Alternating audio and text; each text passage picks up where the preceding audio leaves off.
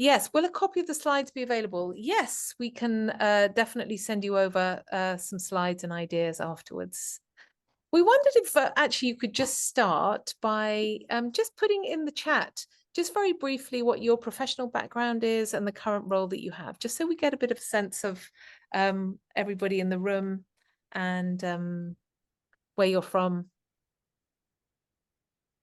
We'll just give you a couple of minutes to do that.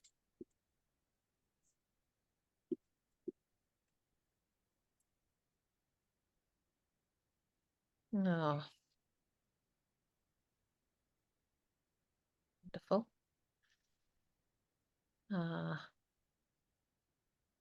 Excellent. Okay, gosh, quite a range of different professional backgrounds coming in. Amazing.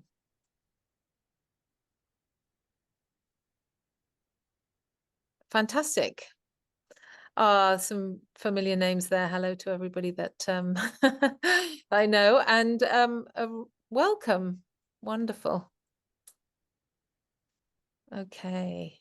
Wow, so much incredible experience in the room. Well, I hope we get some time to have a discussion at the end with all of you. Thank you so much.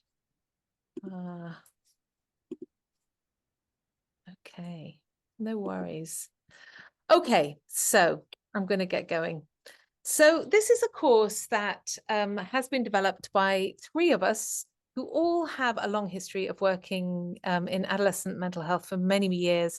And we've seen the struggles that parents often have at this time of life. And we were working together already and drawn to producing something and really getting to work and thinking about how we can support parents of teenagers. So just to introduce ourselves, I'm Bettina Honan. My background training as a clinical psychologist. I've worked for many years in the area of neurodisability, and more recently had a very strong interest in the adolescent brain. Wrote a book called The Incredible Teenage Brain, which is really all about the neuroscience and what's going on during these teenage years, which I think is just so helpful for all adults around teenagers. So I'm going to just hand to Claire. So I'm Claire Gates. I'm a child and adolescent psychiatrist. I worked in the NHS for 10 years or so as a consultant before I switched to private practice in the independent sector. And I have a long-standing interest in applications of attachment theory, but also neurodiversity and adolescent mental health. And Jenny. Jenny? I'm Jenny Peters. I trained as a social worker. I'm currently training as a systemic family therapist, and then we set up Connected Lives in 2019. I came out of statutory social work a long time before that, and I've worked in early help for about the last 20 years, just trying to get support and help at the kind of earlier stage in relationships where we know it makes the biggest amount of difference. So Connected Lives was really set up with that purpose, with an attachment focus, with a trauma-informed focus, and with a systemic focus as well, I'd say, but really trying to support families at the earliest possible stage that we can do. So we've done a variety of different programs, and this is kind of our newest one. So it's really good to see you all today. And Connected Lives has just been amazing in supporting us in working together, and and also some fundraising, and Jenny's just been incredible in getting support, financial support as well for this course. So we're at a really exciting stage. We've probably been working on this for, what would you say, 3 years now, I think, putting it together, and we're really at the point now of kind of, I would say, publishing it, if you like, the content we feel like is really there. It's taken a while actually to get to that point. So I'm going to start just telling you a little bit about the course. So we all trained in Circle of Security parenting. I don't know if people know that. Do people know Circle of Security? It's a really incredible parenting intervention which came out of the States, which is really operationalizes attachment theory. And in our work, we often work with parents of teenagers, and we felt like the concepts were so relevant for teenagers, but it's quite hard to translate it, to use the videos, all the video clips, and all their content is really based around those very early years. But the need for, you know, those two things, the crucial things in attachment theory, the safe haven and a secure base, is just huge during these teenage years. They're going out on these really big adventures. They have these huge feelings, but many of the behaviors they have tend to push parents away. And if parents aren't careful and don't really know what they're doing, that can really result in this disconnection in the relationship. And this seemed to be at the heart of so many problems of parents that we saw in our clinical work. These parents desperately wanting to connect with their teenagers, but not really having the tools in knowing how to do that.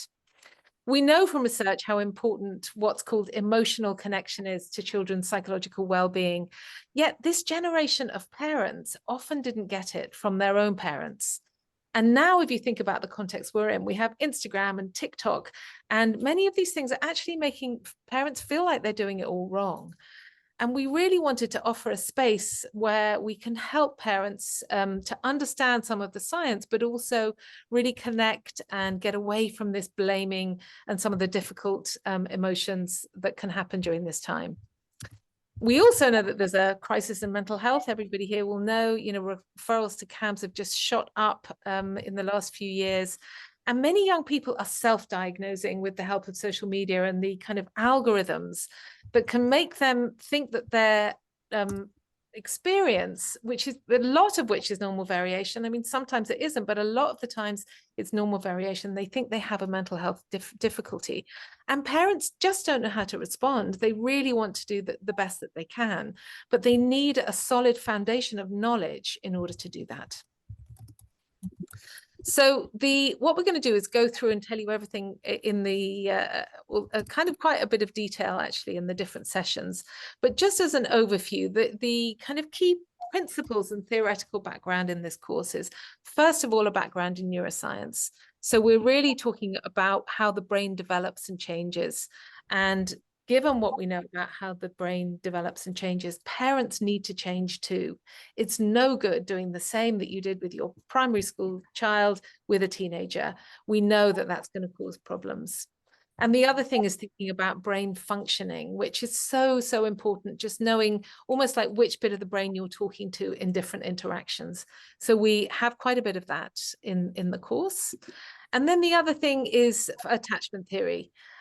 Which is, you know, tells us what children need to grow up to be psychologically healthy. So it's not a behavioral intervention program like some others. It's not about, you know, rewards and behavioral interventions.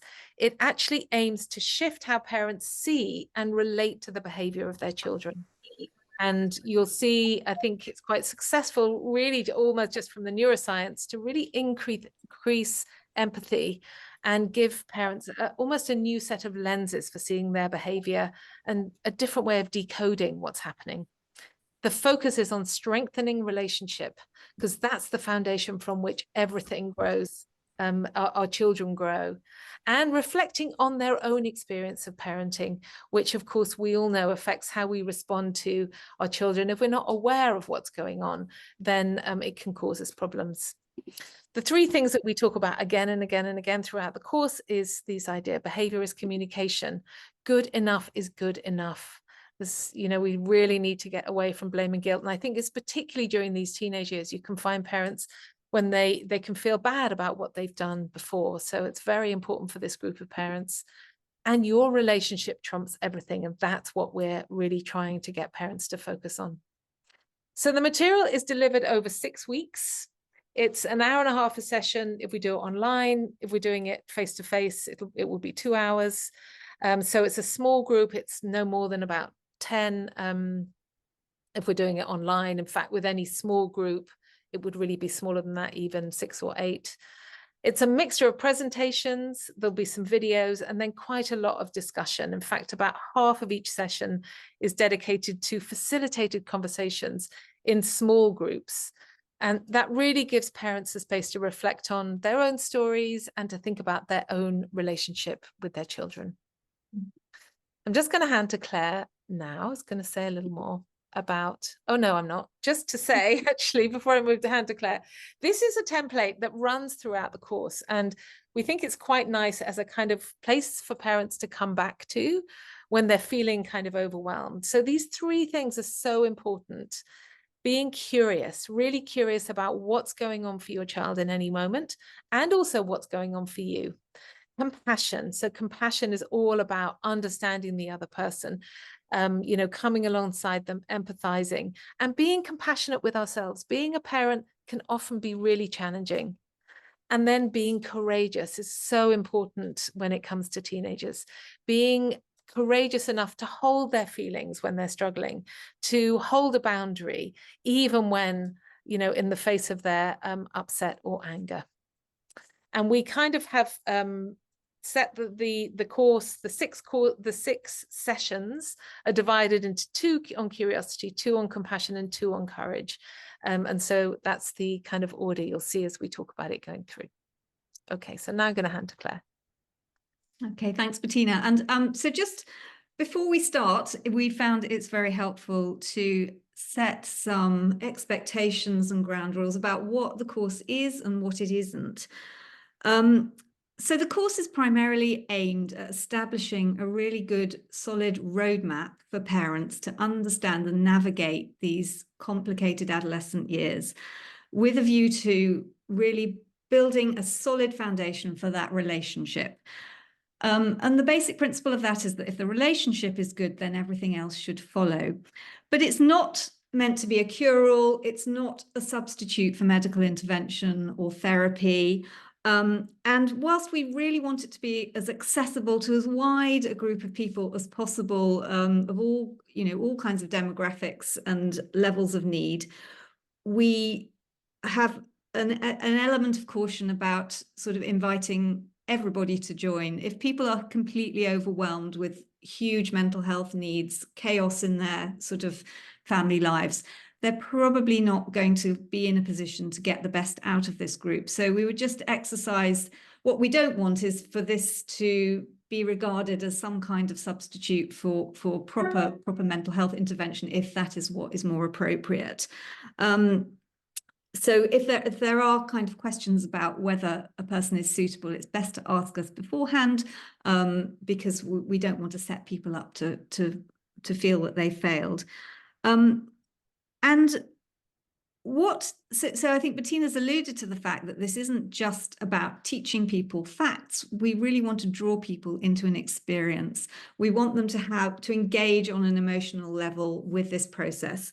And whilst we have been doing this on Zoom for the most part, for convenience, and because that's the way that things seem to work these days, we really want to encourage people to regard this in the same way as they would if they were participating in person.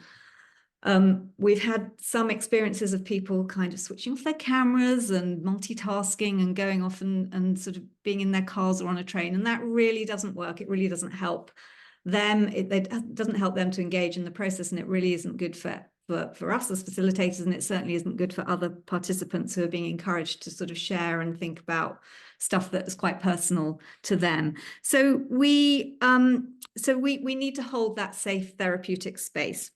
And we ask people to sign something to say that this is the agreement, and that's what they will do before they start. And whilst so what we ask people to keep their cameras on, not to multitask, be in a quiet place where they can't be overheard, and to respect confidentiality.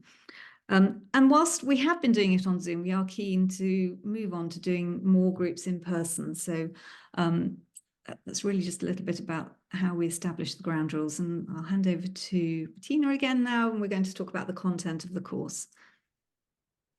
Okay, wonderful.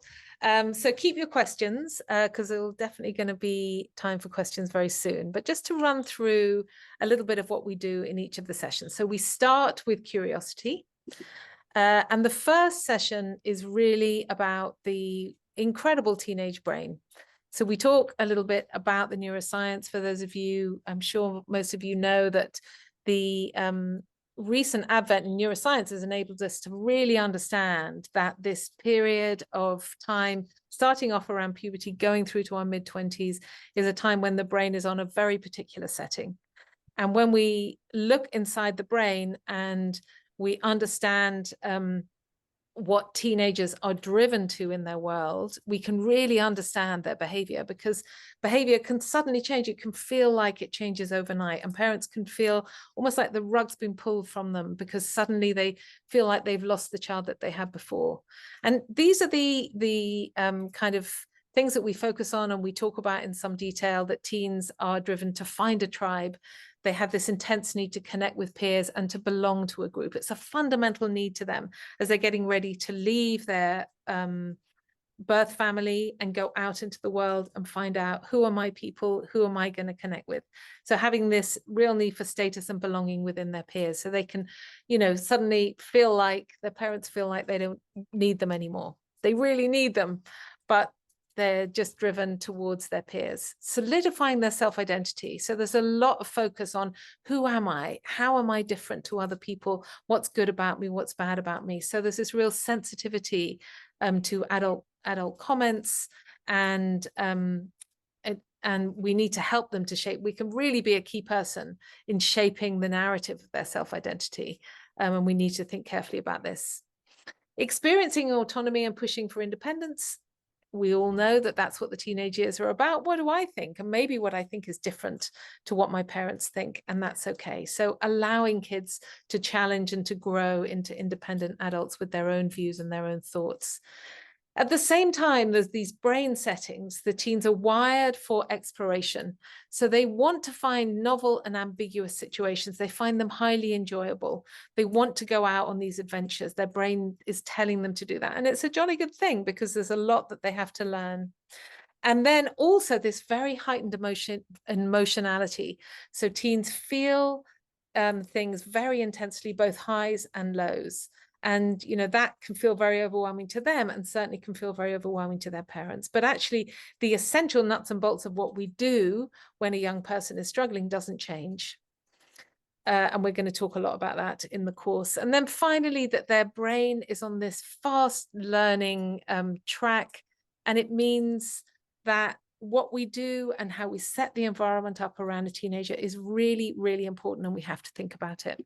And we encourage parents to put their teen glasses on and to see the behavior in their children that they might have seen as irritating and difficult and maybe disrespectful before, as actually teens saying, you need to help me. I've got a lot going on. So that's session 1. Okay, and in session 2, we kind of stay with curiosity, and we introduce the idea of parents being a base camp for their children. So we have 3 sort of key themes in this session. And the first one is that you're a base camp for your child as they kind of go out and come back. And we use John Bowlby's, Bettina, can you click through? Oh, sorry. Yes, sorry. Yeah. And then we use John Bowlby's brilliant quote, "Life is best organized as a series of daring adventures from a secure base," as a way of really helping parents think about the increasing separation and independence of their teen as a healthy and developmentally normal part of adolescence. And so, again, we bring in the brain settings and the drives that are going on for their teenager. And in a way that can help them reframe teenage behavior. We're helping them think what's really going on here, and being really kind of curious about that, and really thinking about behavior that they find hurtful or difficult in that way. And we continue to assure them that they remain vitally important, that a base camp remains vitally important and enables these adventures to go on safely. And the other concept that we use in session 2 is the idea that they're an emotional battery charger for their teen. So teens will often come back from these adventures, and they're coming back in with really low battery, and actually the parent and the parent's relationship acts as that battery charger, and it helps them then recharge and be ready to kind of make sense of what happened, and then kind of go on out again. And really, again, as Bettina was saying, we look at all behavior as communication. What is this behavior telling you? What do they need from you in this moment? And again, we're hoping to sort of change the narrative around big emotions and around kind of behavior that we might find more challenging, and we're asking them to make that shift with the teen glasses thing. And finally, we explore the idea that it is vitally important for us to remain in overall charge of our adolescents. And obviously this changes, from when they're really little, and it moves really more from control, from control to collaboration. But that sense of actually retaining being in overall charge, we know, is really, really important for the teen, and it gives them a sense of safety. And of course, it's very different from when they were little, and that can be really hard for parents to work out. How do I stay in charge, an overall charge, but how do I use my influence in a different way? I just want to tell them, we all come in with different ways of struggling with that. But so we kind of tease that out. And as we've said at the beginning, it's really not us teaching them, as opposed to creating a space where we can think about, what is it we find easy? What is it we find hard? What do I think is going on here? So there's lots of time in every session to for parents to really bring in their experience of their teen that day, that week, or whatever, and we kind of think about it all together. Claire. Okay. I think I need the next slide, please. Right. So on chapter 3, we call chapter 3 Getting in the Pit. And the pit is the place where teens go when they're struggling with really deep, dark emotions. Very often for the first time in their lives, they're starting to experience these intense, dysregulated states, very often because of the way their brains are developing and the developmental tasks that take them away from their parents and kind of generate a lot of shame and sort of discord. So this can be a sort of make or break kind of experience for parents of teenagers, and we want to help them navigate that in chapter 3. I think, can we move on to the next slide? Yeah. So having Sorry. So we're moving on to compassion here. We hope that having sort of helped with understanding of what's going on in adolescence, there's more scope for compassion and understanding of these kind of behaviors, which might have seemed troubling and perplexing. This session really focuses on the idea of nurturing that compassion. And then I'll have the next slide now, please, Bettina. Thanks.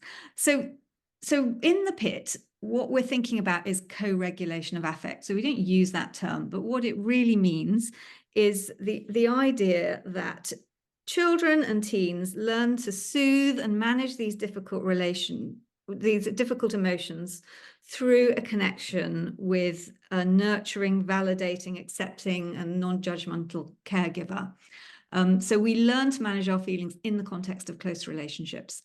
And this can be really difficult, even though the principles are relatively sort of straightforward, sort of theoretically. And emotional connection provides the optimal environment for that sort of co-regulation to happen. So we want to be helping parents to achieve that. Now, because this is something that we have to learn through experience, we try and create an experience for the parents by using a series of videos and exercises that encourage self-reflection. So we use, I don't know whether people are familiar with the still face experiment, which actually looks at what goes on in babies, but we start with babies and then we extrapolate that to sort of help parents think about what goes on in teens. We encourage them to think about what's going on for their teens when they're upset, and help parents to think about when they're upset, what helps them the most, so that hopefully they can kind of then think, regard it in the same light for their teenagers. We use a little clip from YouTube where Brené Brown talks about empathy, which we find really, really helpful. And we use the concept of the teen glasses, these sort of lenses that we encourage parents to look through to work out what's really going on, how to decode that behavior. And then we consider why this might be difficult, what the barriers might be, and these can be to do with our natural styles. Some parents are more inclined to, rather than sort of connect with their teens while they're in this state, to sort of dismiss or find it overwhelming, or use shame, and it can all interfere with the process of getting in the pit and helping your children when they're in that state. So And then finally, we think about why this is so beneficial. We do talk a lot about this being a state of mind rather than a technique, but we do offer some tips and how-tos. And then we think about why this is so beneficial. And the reasons it's so beneficial is because we know that in all kinds of ways, emotional and psychological, the idea of emotional connection can help shore up this sort of robust psychological immune system, which is what we want to encourage. And then we can move on to chapter 4. Okay. So in chapter 4, we stay with compassion, but we sort of direct the compassion at ourselves. And we're really thinking about why is it that we find some things particularly difficult? Some things our teenagers do we can kind of roll with and deal with in a way we think is good enough. And sometimes we get really kind of tripped up. And so we're really trying to encourage compassionate self-reflection. We explore the idea that we all have certain emotions or behaviors in teens that can really trigger a kind of that fight or flight response. And in order to help parents think of it, we use this concept which was coined by Sue Johnson in emotionally focused therapy. And she talks about raw spots, that we all have raw spots, which she would define as sensitive places in our emotional skin that, if rubbed, can trip us into feeling relational danger. So we look at what might happen when we've hit a raw spot, and we'll think about things like our tone might change, our reasoning can become really rigid, we can make up catastrophic stories about a disastrous future based on kind of one small thing. And afterwards, how we can often look back and think, what did I do? Why did I do it? And then again, we bring in the understanding of how our brains work. And we're thinking about when raw spots hit, it can trip us into that feeling of danger. And so then our lower brain is in charge, and we're kind of responding instinctively. And we know that that if our brain has a kind of safety first approach, so if I'm on a street and I'm about to walk out into on a zebra crossing and I see something in my peripheral vision, I'm going to step back before I've had a chance to think about is it a pigeon or is it a bus, because that keeps me safe. And that's good in terms of if I'm on the street, but it's often less good in relationship. And we know that as parents we can find ourselves kind of responding really, really fast and everything escalating, and afterwards we just think, what on earth was going on there? So we're trying to really encourage parents to sort of walk through the what happened when, the when then, or the patterns that they can get into with their teen when we can get really stuck. And we're looking at that fight flight response and how, most importantly, how we can kind of dial it down, how we can self-reflect and realize that this is there are reasons why we're having these responses. Sorry, go on to the family stories one. Yeah. And it also gives us space in this session to think about not only what are our own relational stories, but what are other stories that are at play here in our wider family, in wider society, and in culture. So we're able to bring in sort of a more, I guess, like a more systemic view of why we find some things particularly difficult, and the sort of the loud, why some situations we can hear very, very, it can feel a very loud sense of relational danger. And in the final bit, we just have a think about what can we do differently? How can we begin to respond differently when a raw spot's hit? And again, we're always trying to offer choice. We can, this is how we will often respond. Are there ways that we can actually change our response to our kids? Next person. Mm-hmm. Okay, so the final 2 weeks, final 2 chapters, we're switching the focus to courage. So having sort of softened up our compassion for our teens and for ourselves, we're now switching to the courage to sort of address the tough stuff, if you like, starting with conflict. So because conflict is something that so many parents of teenagers struggle with, we look through the sort of teen glasses, through the teen lenses, at why conflict is likely in the context of teen drives. And we want to help parents to sort of manage conflict in a way that doesn't end in a sort of disastrous rupture. So to that end, we think a little bit about the teen glasses and the drives that we've mentioned, but we also try and help parents to reflect on their part in the conflict. So they might want to revise their raw spots and think about their own history of being parented and what that brings to the table now that they are, they may have some unconscious processes that are going on and influencing and affecting their relationship with their teens. So we're encouraging that reflection.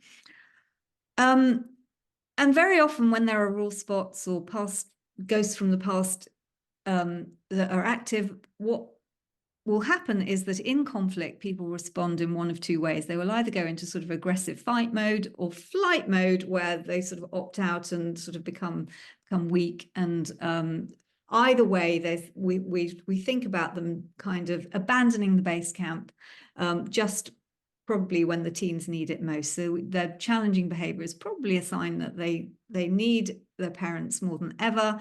And so we're encouraging this sort of process whereby parents reflect on what's going on for them and take the time to think before they react and do things differently.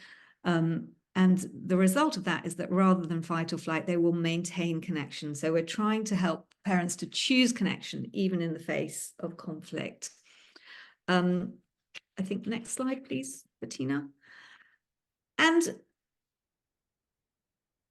what we also sort of emphasize at the end of this chapter is that whilst this conflict can seem really difficult and can be very challenging to manage, for a lot of teens, the reason that they get into fights with their parents is because they are experiencing themselves in this new way for the very first time. So they have become these different creatures with all kinds of intense emotions that they're just not familiar with. Very often, based on the idea that behavior is communication, what they're doing is they're posing questions to their parents. They're posing questions about whether they are still okay, despite the fact that they have these intense and sometimes very dark emotions. So we're encouraging parents to see beyond this behavior. That what they're asking is, can I still be loved? Can a relationship survive these sort of terrible ruptures and breakups? Can we fix things? And really, even though it might look messy and it might look difficult, what we want to emphasize is that the most important thing that parents really have to do is just hang on in there and be compassionate with themselves, because very often it doesn't look pretty. But just by hanging on in there, by not abandoning them, by maintaining that base camp, you're actually doing one of the most important things you can possibly do for your child. And people very often find that helpful and validating, because very often it does look really messy and horrible, but knowing that they're doing an important task just by standing their ground and being there is really useful. And then finally we move on to Yes. Chapter 6, which is the final session. Again, using the idea of courage and thinking about repair. So a rupture, is a break in the connection between two people, and is often caused by hurt and anger. And a repair is where we come back and we talk about what's happened. And the research, from attachment theory has shown that this concept of repair is so, so important in terms of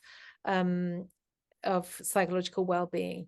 So if you had a parent, almost regardless of how many ruptures there were, but came back and were able to repair that rupture, that was the thing that determined psychological well-being. So we talk in some detail actually about repair and what it looks like. We give an example, we ask them to work through an example themselves, and give them a bit of a kind of template to follow, some phrases, because I think what we found, I'm sure you found as well in your work, is that often it's a whole new language for parents if they didn't have any of this in their own childhood. So they will say, can you just give me a phrase? Can you just help me get started? Because it'll take a while for them to learn this language. But when you do repair, you actually give young people a completely different narrative sometimes to the narrative that they might have kind of made up, which is often for teenagers around blame and shame, and I'm bad, there's something wrong with me. And it changes it, and it says something different to them and helps them to really understand what's going on inside them. And that gives them the opportunity to change and to do things differently next time. And we talk about the power of conversation, because as Jenny mentioned earlier, we're really moving from control very early on. It's all about control. And then in the early teenage years, it's about collaboration. And then in these later teenage years, it's actually about consultation. You know, there's no good continuing to be really authoritarian with kids and telling them what to do. This is about coming alongside them and helping them to problem solve with you alongside them. And as you have a strong relationship, then you have this opportunity to have the greatest influence to protect them in the future, which is, of course, what all parents want to do for their kids. Oh, look, I forgot to put the slides.